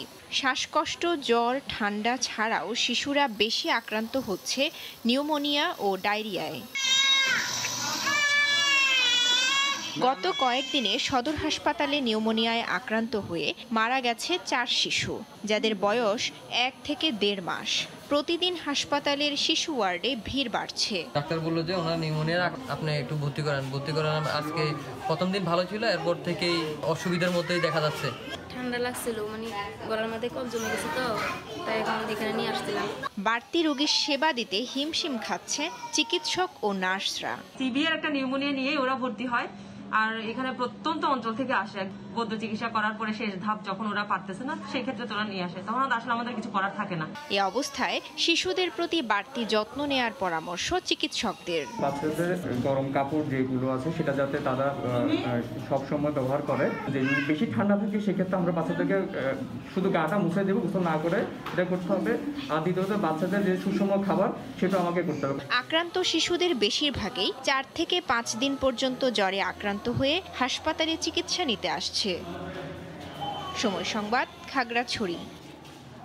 ঘন কুয়াশার কারণে দৌলতদিয়া পাটুরিয়া নৌরুটে রাত থেকে বন্ধ রয়েছে ফেরি চলাচল। এতে দুপারে অপেক্ষায় রয়েছে যানবাহন এবং দীর্ঘ সারি সেখানে রয়েছে। সেই খবর জানাতে মানিকগঞ্জের দৌলতদিয়া ফেরিঘাটে আছেন সহকর্মী ইউসুফ আলী। সরাসরি যোগ দেব তার সঙ্গে। ইউসুফ,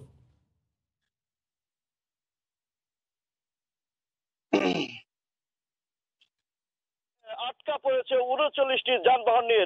সেখানে কিন্তু 3 শতাধিক আসলে যাত্রী এবং শ্রমিকও রয়েছে। তীব্র শীত আজ কিন্তু অনুভূত হচ্ছে। সেই তীব্র শীতে এবং কুয়াশার কিন্তু ঘন কুয়াশার কারণে মধ্যরাত 12টার থেকে কিন্তু ফেরি চলাচল সম্পূর্ণ বন্ধ রয়েছে। তো মাছ নদীতে আসলে 5টি ফেরি আটকা পড়েছে 39টি যানবাহন নিয়ে। সেখানে কিন্তু 3 শতাধিক আসলে যাত্রী এবং শ্রমিকও রয়েছে। তীব্র শীত আজ কিন্তু অনুভূত হচ্ছে। সেই তীব্র শীতে এবং কুয়াশার কারণে কিন্তু আসলে কিছুই দেখা যাচ্ছে না। তীব্র শীতে কিন্তু আসলে মানুষ কষ্ট করছে। বিশেষ করে পাটুরিয়া, দৌলতদিয়ার পাটুরিয়া ঘাট থেকে 3 কিলোমিটার পর্যন্ত কিন্তু যানজট রয়েছে। সেই ক্ষেত্রে কিন্তু হাজার হাজার যানবাহনের শ্রমিক এবং যাত্রীরা দক্ষিণ পশ্চিম অঞ্চলের তারা কিন্তু দুর্ভোগ পোহাচ্ছে। তীব্র শীতে শিশু থেকে শুরু করে নারীরা কিন্তু সবচাইতে বেশি কষ্ট করছে। আমি যাত্রীদের সাথে কথা বলেছি, তারা বলছে আসলে তারা কিন্তু বিশেষ করে নারী, তারা কিন্তু পয় নিষ্কাশনের যে ব্যবস্থা তা না পেয়ে কিন্তু আসলে দুর্বিষহ কষ্ট করছে। কয়েকদিনের তুলনায় আজ কিন্তু শীত অনুভূত হয় মানিকগঞ্জের সর্বত্রই। আসলে ঘর থেকে মানুষ এখনো বের হচ্ছে না, অল্প সংখ্যক মানুষ বের হচ্ছে, তাও কিন্তু দুর্বিষহ কষ্ট এবং দুর্ভোগের মধ্যে তারা রয়েছে। এবং খেটে খাওয়া মানুষ যারা শ্রমজীবী তাদের কিন্তু দুর্ভোগটা বেশি রয়েছে। এবং যারা রিক্সা চালক বা ছোট ছোট কাজ করে তারা কিন্তু তাদের কাজ হারাচ্ছে সকালের দিকটায়। সবকিছু মিলিয়ে পাটুরিয়া দৌলতদিয়া নোটে এই মুহূর্তে সহস্রাধিক যানবাহন পারের অপেক্ষা রয়েছে এবং হাজার হাজার যাত্রী একটু দুর্ভোগটা যদি আমি যাত্রীর সাথে কথা বলি, সেই ক্ষেত্রে আমি জানতে চাবো আসলে কতক্ষণ ধরে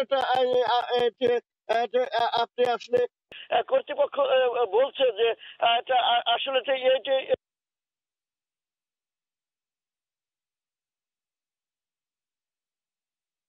আসলে এই কুয়াশা মোকাবেলার জন্য তাদের কিন্তু সক্ষমতা নাই বলে আসলে তারা অক্ষম বলে জানিয়েছে। এই ছিল আমার কাছে পাটুরিয়া ঘাট থেকে সর্বশেষ অবস্থা। ঘন কুয়াশার কারণে পাটুরিয়া দৌলতদিয়া নৌরুটে ফেরি চলাচল বন্ধ রয়েছে। সে বিষয়ে আমাদেরকে বিস্তারিত জানাচ্ছিলেন পাটুরিয়া ঘাট দৌলতদিয়া ঘাট এলাকা থেকে সহকর্মী ইউসুফ আলী। বেনাপোল কাস্টমসে গেল 5 মাসে রাজস্ব ঘাটতি দাঁড়িয়েছে 999 কোটি 9 লাখ টাকা, যেখানে লক্ষ্যমাত্রার বিপরীতে আদায় হয়েছে মাত্র 1509 কোটি 79 লাখ টাকা। গতকাল সকালে বেনাপোল কাস্টমস হাউসের সহকারী রাজস্ব কর্মকর্তা এই তথ্য নিশ্চিত করেন। জানা যায় 2020-21 অর্থ বছরের গেল 5 মাসের রাজস্ব আদায়ের লক্ষ্যমাত্রা নির্ধারণ করা হয়েছিল 2,508 কোটি 88 লাখ টাকা। এ সময় জানানো হয় গত মাসে শুল্ক ফাঁকির অভিযোগে কাস্টমস কর্মকর্তারা 8টি C&F লাইসেন্স বাতিল ও 4 জন C&F ব্যবসায়ীকে কারণ দর্শানোর নোটিশ দিয়েছেন। এছাড়া কাস্টমসের 3 রাজস্ব কর্মকর্তাকে শুল্ক ফাঁকিতে সহযোগিতার অভিযোগে বরখাস্ত করা হয়েছে বলেও জানা যায়। জামালপুরে বেতন স্কেল বাড়ানো সহ 3 দফা দাবিতে 14 দিনের মতো কর্মবিরতি ও অবস্থান কর্মসূচি পালন করেছেন স্বাস্থ্য সহকারীরা। সদর উপজেলা স্বাস্থ্য ও পরিবার পরিকল্পনা অফিসের সামনে এই কর্মসূচি পালন করেছেন তারা। এতে জেলার 7টি উপজেলার 1632টি টিকাদান কেন্দ্রের স্বাস্থ্য সহকারীরা অংশ নেন। এ সময় বক্তারা প্রধানমন্ত্রীর প্রতিশ্রুতি অনুযায়ী স্বাস্থ্য সহকারীদের টেকনিক্যাল পদ মর্যাদা নিয়োগ বিধি সংশোধন করে 11, 12 ও 13তম গ্রেডের উন্নতি করে বাস্তবায়ন করার দাবি জানান। দাবি আদায় না হওয়া পর্যন্ত তারা টিকাদান কর্মসূচিতে অংশ নেবেন না বলে জানান। হোয়াইট হাউস ছেড়ে যেতে মরিয়া মেলানিয়া ট্রাম্প। স্থায়ী হতে চান ফ্লোরিডায়। স্বামী ডোনাল্ড ট্রাম্পও তার সঙ্গী হবেন কিনা তা নিয়ে রয়েছে ধোঁয়াশা। নির্বাচনে পরাজয়ের পর বিয়ে বিচ্ছেদের যে গুঞ্জন ছড়িয়েছিল তা যদি সত্যি প্রমাণিত হয় তাহলে দুজনের দুটি পথ দুদিকে বেঁকে যাবে। যুক্তরাষ্ট্রের ক্যালিফোর্নিয়া থেকে সে খবর জানাচ্ছেন লস্কর আল মামুন। কোনোভাবেই শেষ রক্ষা হচ্ছে না মার্কিন প্রেসিডেন্ট ডোনাল্ড ট্রাম্পের, কিন্তু এখনো ক্ষমতায় থাকার চেষ্টা ঠিকই চালিয়ে যাচ্ছেন 74 বছর বয়সী এই রিপাবলিকান নেতা। যদিও ট্রাম্পের সঙ্গে আর থাকছেন না first lady Melania Trump. My husband put the American people first. And now under this administration, and because of our amazing medical capabilities, তিনি এরই মধ্যে হোয়াইট হাউস ছেড়ে যাওয়ার প্রস্তুতি নিতে শুরু করেছেন। মার্কিন গণমাধ্যম CNN-এ কেট বেনেটের এক লেখায় এমন তথ্যই উঠে এসেছে। হোয়াইট হাউস সংশ্লিষ্ট মেলানিয়ার ঘনিষ্ঠ একজন জানান 50 বছর বয়সী স্লোভেনীয় আমেরিকান এই নারী আর ফার্স্ট লেডি থাকতে চান না। যত দ্রুত সম্ভব দায়িত্ব হস্তান্তর করে দিতে চান, দেখাশোনা করতে চান সন্তান। নিয়ম অনুযায়ী আগামী 20 জানুয়ারি প্রেসিডেন্ট নির্বাচিত জো বাইডেনের কাছে ক্ষমতা হস্তান্তর করে হোয়াইট হাউস ত্যাগ করতে হবে প্রেসিডেন্ট ট্রাম্প সহ তার সহযোগীদের। ফ্লোরিডার পাম বিচে অবস্থিত মারে লাগো বাসভবনে থাকার পরিকল্পনা রয়েছে মেলানিয়ার। সেজন্য করা হচ্ছে প্রয়োজনীয় সংস্কার।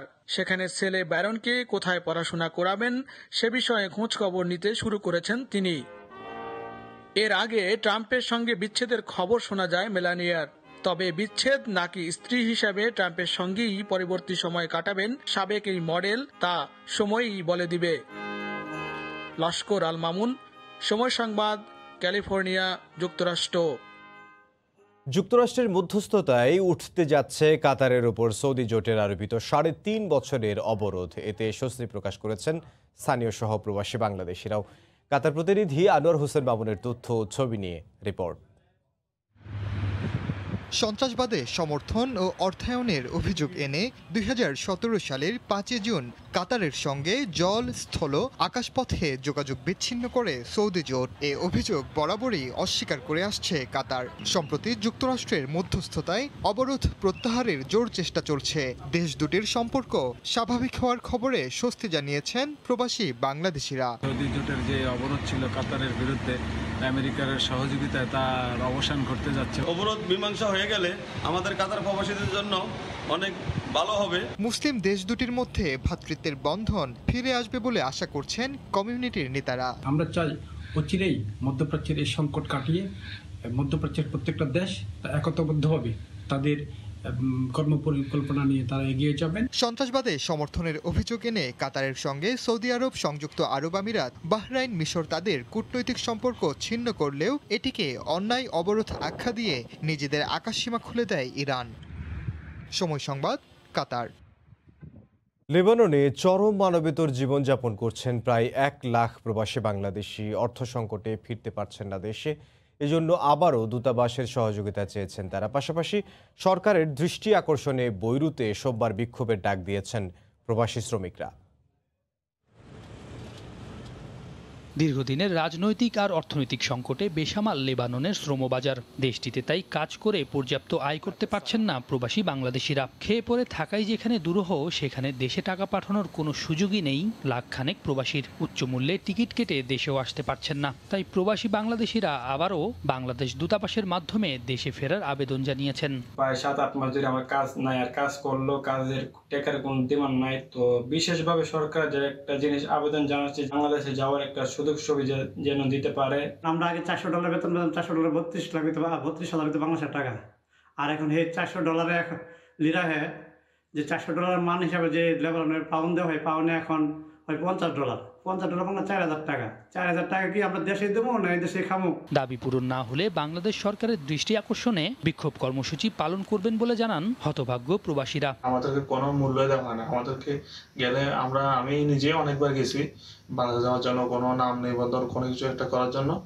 আমরা গেলে আমাদেরকে ওইখান থেকে দূর দূর করে তাড়িয়ে দেওয়া হয়। আমরা যারা প্রবাসী আছি প্রবাসীদের, কারণ আমরা ইচ্ছা করলে এখন এই দেশের লোকাল টাকা ইচ্ছা করলে আমরা বাংলাদেশে ট্রান্সফার করে পাঠাতে পারতেছি না, ডলার করতে পারতেছি না, ডলার পাইতেছি না, অ্যাভেলেবেল না। আর যাও ডলার পাওয়া যায় ওইটা মনে করেন যে 5 থেকে 7 গুণ দাম বৃদ্ধি পাইছে। দেশটিতে 1.5 লাখের মতো বাংলাদেশির বাস। এর মধ্যে কাগজপত্রহীন রয়েছেন প্রায় 40,000। গেল আগস্টে বৈরুত বিস্ফোরণ আর সরকার পরিবর্তনের পর সংকট আরও প্রকট হয়েছে। সৈয়দ ইফতেখার, সময় সংবাদ।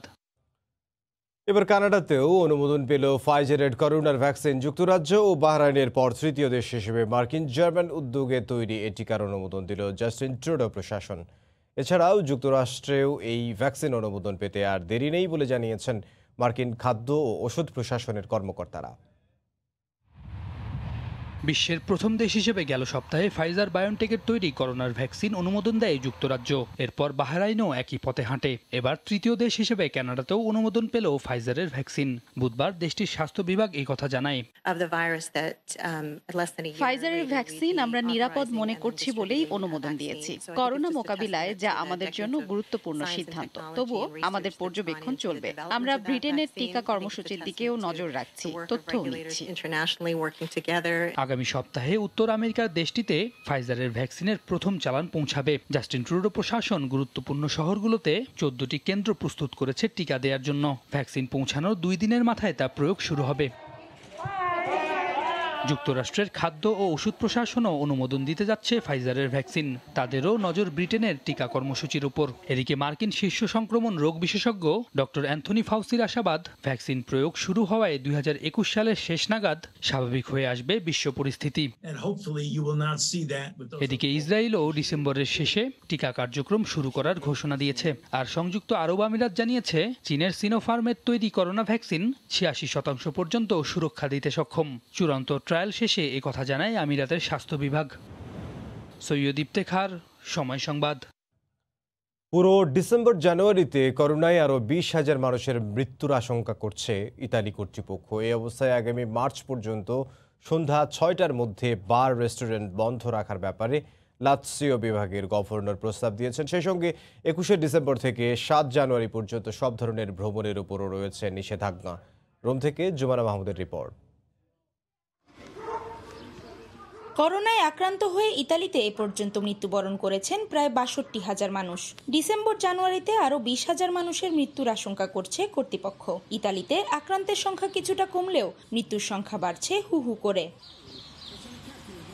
সরকারের সর্বশেষ বিধিনিষেধের কারণে আক্রান্তের সংখ্যা কমেছে বলে মনে করেন লাৎসিও বিভাগের গভর্নর। ফলে এই বিভাগে রাজধানী রোম সহ সবগুলো শহরে সন্ধ্যা 6টা থেকে বার রেস্টুরেন্ট বন্ধ রাখার সিদ্ধান্ত মার্চ পর্যন্ত বাড়ানোর প্রস্তাব দিয়েছেন তিনি। এছাড়া ভ্রমণ পিপাসু ইতালীয়রা 21শে ডিসেম্বর থেকে 7ই জানুয়ারি পর্যন্ত কোনো ধরনের ভ্রমণ করতে পারবেন না বলে নিষেধাজ্ঞা জারি করা হয়েছে।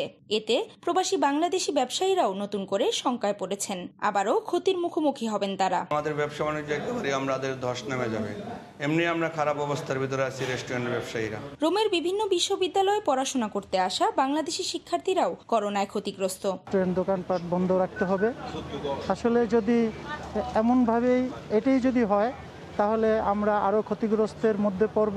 আমরা স্টুডেন্টরাও অনেক পিছিয়ে আছি। যেমন এখন আমাদের ক্লাস করতে হয় অনলাইনের মাধ্যমে। খুব একটা প্রোডাক্টিভ মনে হয় না। গেল মার্চে ইউরোপের প্রথম দেশ হিসেবে ইতালিতে করোনা সংক্রমণের শুরু। জুমানা মাহমুদ, সময় সংবাদ, রোম, ইতালি। বড়দিন সামনে রেখে প্রতি বছরের মতো এবারও পর্তুগালের রাজধানী লিসবন সহ অন্যান্য শহরগুলোতে করা হয়েছে দৃষ্টিনন্দন আলোকসজ্জা। তবে নেই চিরচেনা উৎসবের সেই আমেজ। প্রবাসী বাংলাদেশিরা বলছেন অন্তত বড়দিনের আগে লিসবনের এমন চিত্র একেবারেই অচেনা। লিসবন থেকে তারিকুল হাসান আশিকের রিপোর্ট। বেহালায় বিষাদের সুর। খ্রিস্টান ধর্মাবলম্বীদের সবচেয়ে বড় ধর্মীয় উৎসব বড়দিনের আর বাকি মাত্র কদিন। তবে নেই চিরচেনা উৎসবের আমেজ। চলমান জরুরি অবস্থায় পর্যটকের সংখ্যা একেবারেই হাতে গোনা। পর্যটন নগরী লিসবনের অধিকাংশ সড়কই দৃষ্টিনন্দন আলোকসজ্জায় সজ্জিত।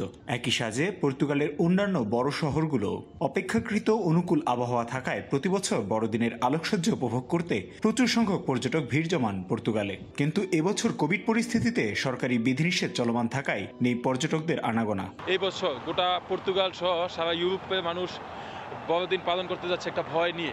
এবছর করোনার কারণে সরকারি যে নিষেধাজ্ঞা, এর কারণে দেখা যাচ্ছে যে এখানে অনেকটা জনমানব শূন্য। 15ই অক্টোবর থেকে চলা জরুরি অবস্থা এরই মধ্যে বাড়ানো হয়েছে 23 ডিসেম্বর পর্যন্ত। পরিস্থিতি সন্তোষজনক না হলে 7ই জানুয়ারি পর্যন্ত বাড়ানোর ইঙ্গিত দিয়েছেন দেশটির প্রধানমন্ত্রী। করোনার এই দ্বিতীয় ঢেউয়ে গড়ে প্রতিদিন প্রায় 70 জন মানুষের মৃত্যু এবং 4,500-এর বেশি আক্রান্তের চিত্র দেখে আসছে পর্তুগাল। এই যখন পরিস্থিতি, তখন দরজায় কড়া নাড়ছে বড়দিন। আর এই উৎসব উদযাপনকে কেন্দ্র করে আক্রান্ত এবং মৃত্যুর সংখ্যা যেন আর না বাড়ে, সে লক্ষ্যে বেশ কঠোর অবস্থানে পর্তুগালের সরকার। তবে জানুয়ারিতে ভ্যাকসিনের আশা কিছুটা হলেও আশা জাগাচ্ছে পর্তুগিজদের মাঝে। তারিকুল হাসান আশিক, সময় সংবাদ, লিসবন, পর্তুগাল। কর্পোরেট করের স্বর্গরাজ্য তৈরি করতে সাইপ্রাসকে কিনে নিতে পারে অ্যামাজন। বিপর্যস্ত হতে পারে সারা বিশ্বের কর্মসংস্থান ব্যবস্থা। আবার কোভিড-19 ভ্যাকসিন আবিষ্কার বিপর্যয়ের দিকে ঠেলে দিতে পারে বিশ্ব অর্থনীতিকেও। করোনা পরবর্তী বিশ্ব অর্থনীতি নিয়ে এমনই অবিশ্বাস্য কিছু পূর্বাভাস দিয়েছে ডেনমার্কের একটি ব্যাংক। 2020 সালে বিশ্বের আর্থিক ব্যবস্থায় যে ট্রমা তৈরি হয়েছে সেটা 2021 সালেও অব্যাহত তো থাকছেই। সেই সাথে বিশ্ব অর্থনীতিতে আসতে পারে আমূল কিছু পরিবর্তন। নিজেদের কর্পোরেট করের স্বর্গরাজ্য তৈরির সুবিধার্থে ইউরোপের দেশ সাইপ্রাসকে কিনে নিতে পারে মার্কিন টেক জায়ান্ট অ্যাপল। ড্যানিশ স্যাক্সো ব্যাংকের চাঞ্চল্যকর গবেষণা বলছে, প্রথমে নিজেদের প্রধান কার্যালয় সাইপ্রাসে স্থানান্তরের পর রাজনৈতিক প্রভাব কাজে লাগিয়ে দেশের করনীতিতে পরিবর্তন আনবে অ্যামাজন। ব্যাংকের গবেষণা বলছে, বিশ্ব অর্থনীতি করোনা সংকট খুব সহজেই মোকাবেলা করতে পারবে না। সারা বিশ্বের অনেক দেশে মাথাপিছু আয় কমবে, বড় বড় শহরগুলোতে কর্মসংস্থান কমবে, বাড়বে প্রযুক্তির ব্যবহার। করোনার ভ্যাকসিনও অর্থনীতিতে খুব বেশি সুফল বয়ে আনবে না, কারণ বিশ্বের বিভিন্ন দেশের কেন্দ্রীয় ব্যাংকগুলো এখন মহামারী মোকাবিলায় নোট ছাপাতে ব্যস্ত। সুদের হার চলে যাবে শূন্যের কোটায়। ভ্যাকসিনের আবিষ্কার বাড়াবে মূল্যস্ফীতি, বাড়বে কেন্দ্রীয় ব্যাংকগুলোর ঋণ। ইউরোপের দ্বিতীয় বৃহত্তম দেশ ফ্রান্সকে প্রণোদনা দিতে হবে জার্মানির, যেন ফ্রান্স দেউলিয়া না হয়ে যায়। ব্যাংকগুলো দেউলিয়া হয়ে গেলে ইউরোপের কেন্দ্রীয় ব্যাংক ইসিবির নোট ছাপাতে হবে ফ্রান্সের জন্য। এর আগে গেল বছর যুক্তরাষ্ট্রের প্রেসিডেন্ট নির্বাচনে ডেমোক্রেটদের জয় 2020 সালে ডলারের পতন সংক্রান্ত বেশ কিছু বিষয় নিয়ে পূর্বাভাস দিয়েছিল স্যাক্সো ব্যাংক। ঈশিতা ব্রহ্ম, সময় সংবাদ। চীনের বিশেষ প্রশাসনিক অঞ্চল হংকংয়ের একটি রেস্টুরেন্টে কাজ করার সুযোগ পাচ্ছেন শারীরিক ও মানসিকভাবে অক্ষমরা। প্রশিক্ষণ দিয়ে তাদের কাজে পারদর্শী করে তুলছে রেস্টুরেন্ট কর্তৃপক্ষ। খাবারের মানও ভালো হওয়ায় এরই মধ্যে হংকংয়ে ব্যাপক সাড়া ফেলেছে রেস্টুরেন্টে। বিলাসবহুল হংকং শহরের মংকক রাস্তা সবসময় থাকে এমনই জমজমাট। এই রাস্তাতেই অবস্থিত ডিগনিটি কিচেন রেস্টুরেন্ট। পাওয়া যায় মুখরোচক সব খাবার। তবে কোমল পানীয় কাউন্টারে বসা কর্মীটি কানে শোনেন না, কিন্তু সংকেতের মাধ্যমে যোগাযোগ স্থাপন করেন গ্রাহকের সাথে। লাঞ্চ আর ডিনারের মেনু কাউন্টারে বসা কর্মীও মানসিক আর শারীরিকভাবে অক্ষম, কিন্তু প্রশিক্ষণের পর এখন তিনি গ্রাহকদের সাথে বেশ ভালোই ভাব বিনিময় করতে পারেন। বিকলাঙ্গ আর সুবিধাবঞ্চিত মানুষকে সাহায্য করা জরুরি, কারণ সমাজের ভিত তাদের সঙ্গে সম্পৃক্ত। তারা সহযোগিতা চায়। আমরা যদি তাদের চাকরি দিতে পারি, তারা দরিদ্রমুক্ত হবে।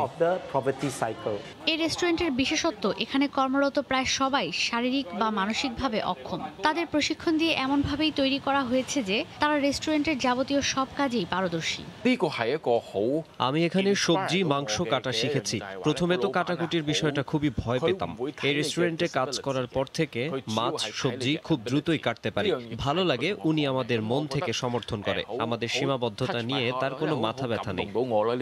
উদ্বোধনের পর থেকেই সমাজের বিভিন্ন স্তরের মানুষের কাছে যথেষ্ট সাড়া পাচ্ছে এই রেস্টুরেন্ট। সিঙ্গাপুরের উদ্যোক্তা 61 বছর বয়সী কোহ সেং চুন আগে নিজের দেশেই এমন রেস্টুরেন্ট চালু করেন। পরে হংকং সরকারের আমন্ত্রণে চলতি বছরের জানুয়ারিতে এ শহরে একটি রেস্টুরেন্ট চালু করেন তিনি।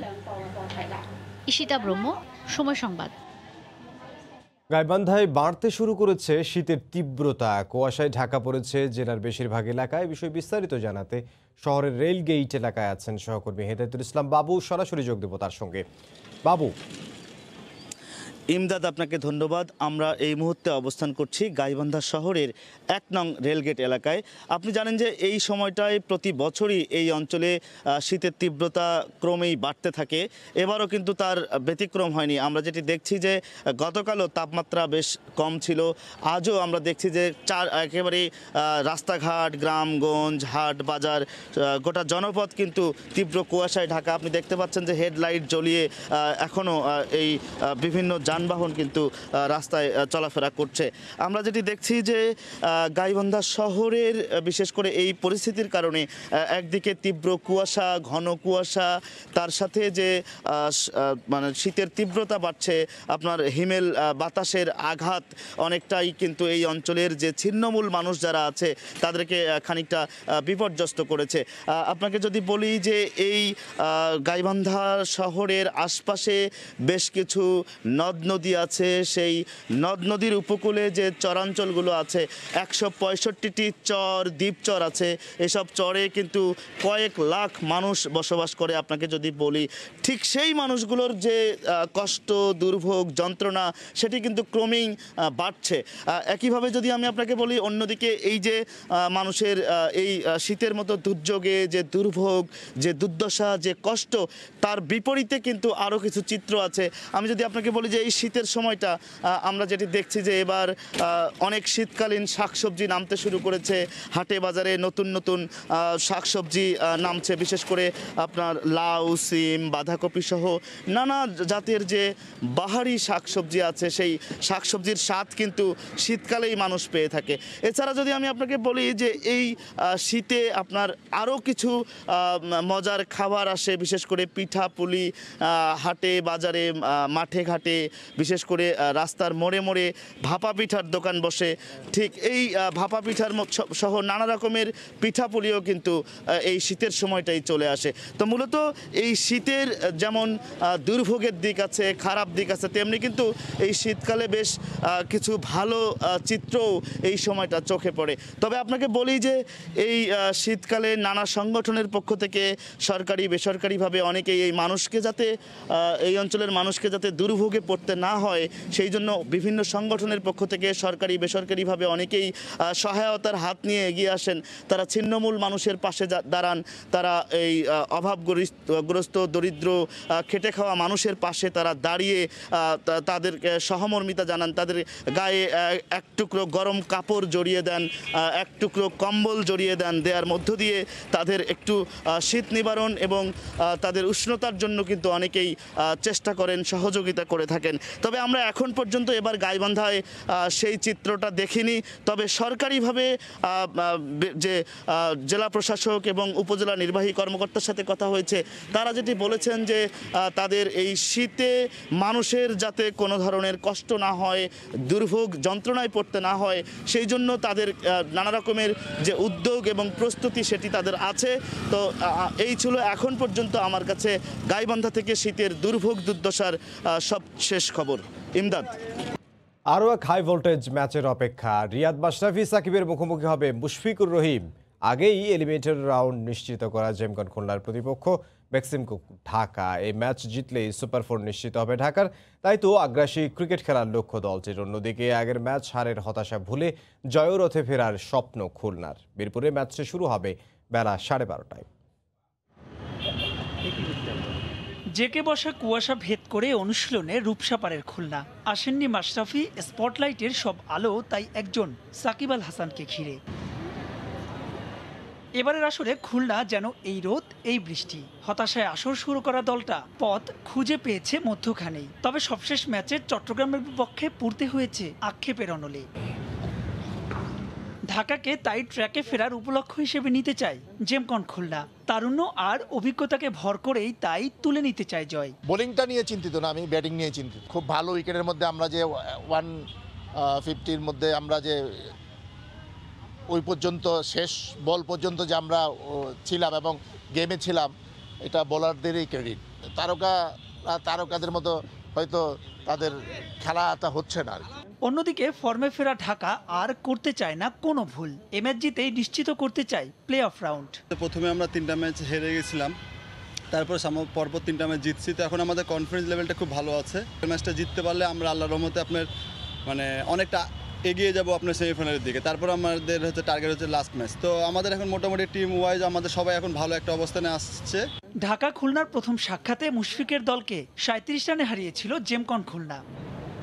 মাহবুব রিমন, সময় সংবাদ, ঢাকা। বিশ্বজুড়ে করোনা মহামারীর মধ্যে ওয়েস্ট ইন্ডিজ ক্রিকেট দল বাংলাদেশ সফরে আসছে, এটাই গুরুত্বপূর্ণ এমন মন্তব্য করেছেন বিসিবি পরিচালক খালেদ মাহমুদ সুজন। পূর্বে নির্ধারিত বাংলাদেশ ওয়েস্ট ইন্ডিজ সিরিজ থেকে একটি টেস্ট আর টি-20 সিরিজ বাদ দেওয়ার কথাও জানান এই বোর্ড পরিচালক। এদিকে টি-20 আসরে পেসারদের বোলিংয়ে মুগ্ধ সাবেক ক্রিকেটার হাসিবুল হোসেন শান্ত। তার বিশ্বাস, আসন্ন সিরিজে পেসাররা দলের হয়ে বড় ভূমিকা রাখবে। আসলে সিচুয়েশনটা এখন সারা ওয়ার্ল্ড ওয়াইড এমন একটা ব্যাপার যেখানে আমরা কিছু ক্ষেত্রে ফোর্সও করতে পারছি না আসলে, কারণ কেউ লম্বা সময়, কারণ আপনি জানেন যে এই কোয়ারেন্টাইন থাকাটা প্লেয়ারদের জন্য মানসিকভাবে কতটা ডিস্টার্বড। আসলে ইটস নট ইজি, মাঠে তারা খেলছে বা সারাদিন হোটেলে বন্দি আর মাঠে বন্দি, এরকম জীবনটা আসলে কারোর জন্যই খুব একটা সুখকর না। বাট তারপর আমি স্টিল বিলিভ যে ওয়েস্ট ইন্ডিজ আসুক, আমাদের সাথে 2টা টেস্ট ম্যাচ বা 3টে ম্যাচ যেটাই হোক, বাংলা ছেলেরা ইন্টারন্যাশনাল খেলায় ফিরবে, সেটা সবচেয়ে বড় জিনিস আসলে আমাদের জন্য। টি-20তে মনে হয় আমরা খেলছি না, কারণ ওয়েস্ট ইন্ডিজ মনে খেলতে যাচ্ছে না, ওরা টুর্নামেন্টটা শর্ট করতে যাচ্ছে। আর ওদের একটা প্রবলেম যে টি-20 যেহেতু ওদের ডিফারেন্ট টিম খেলে, সুতরাং ওই টিমকে আবার উড়িয়ে আনা, নিয়ে যাওয়া, হয়তো এইগুলো কোনো সমস্যা থাকতে পারে। পেস বোলিংয়ে আমরা আমাদের যেমন তাসকিন, রাহি, তারপরে আপনার রাব্বি, সুমন খান প্রথমে কিন্তু খুব ভালো ওরা কিন্তু বোলিং করেছে। এখন হয়তো 2টা ম্যাচ খারাপ করেছে, বাট পেস বোলিং কিন্তু সবাই মোটামুটি ডিপার্টমেন্ট খুব ভালো বোলিং করছে।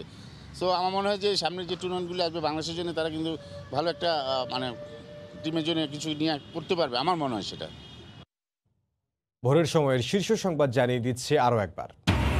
আজই দৃশ্যমান হবে 6.15 কিলোমিটারের পুরো পদ্মা সেতু। উঠছে সবশেষ স্প্যান, স্বপ্ন পূরণের আশায় নদীর দুই পাড়ের মানুষ। ভাষাঞ্চলে রোহিঙ্গাদের উন্নত জীবনের কথা শুনে ক্যাম্পের অনেকেই যেতে চান সেখানে। প্রস্তুত সব সেবা সংস্থা, করা হবে স্বেচ্ছায় যেতে আগ্রহীদের তালিকা। এই ছিল ভোরের সময়, সঙ্গে থাকুন সময়।